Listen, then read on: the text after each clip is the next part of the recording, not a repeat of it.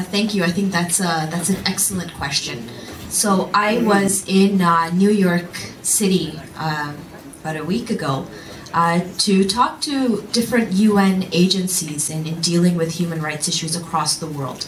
And one thing that kept coming up that I think that really applies to Canada and it really is the crux of this question is that intersectionality piece. You know, we don't live in vacuums. Communities do not live in vacuums. Communities themselves are pluralist, they're vibrant, they have diversity of opinions and ideas. And it's that inherent respect that we have for one another that we must foster, not just between communities, but really at the individual level. How do you do that? Well, it is by learning more about that different ideologies that are existent. For example, it is okay to have a gender that is not binary.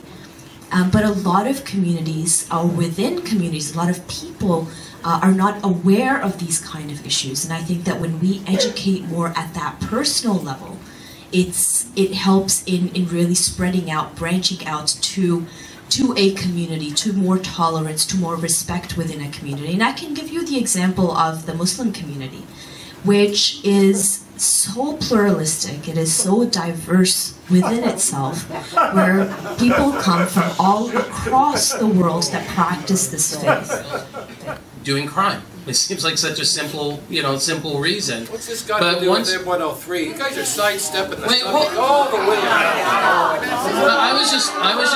I was just asked a question that was from the public. The whole point of this meeting, my understanding, is to talk about anti-racism and racism in general. Right?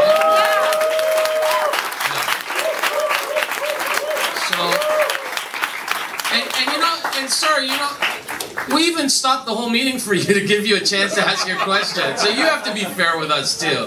We stopped everything for you.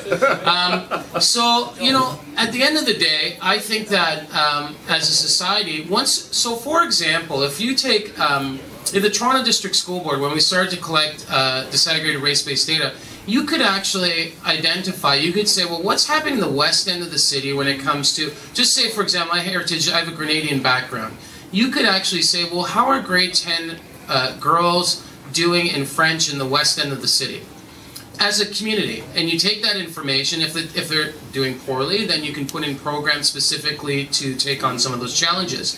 But the beautiful thing about that data, it's not limited to just, black people or indigenous people, it's, for all communities. So if you're Ukrainian, if you're Polish background, heritage, you can look for ways to collect that data because we have a lot of different trends based on immigration patterns and where people live.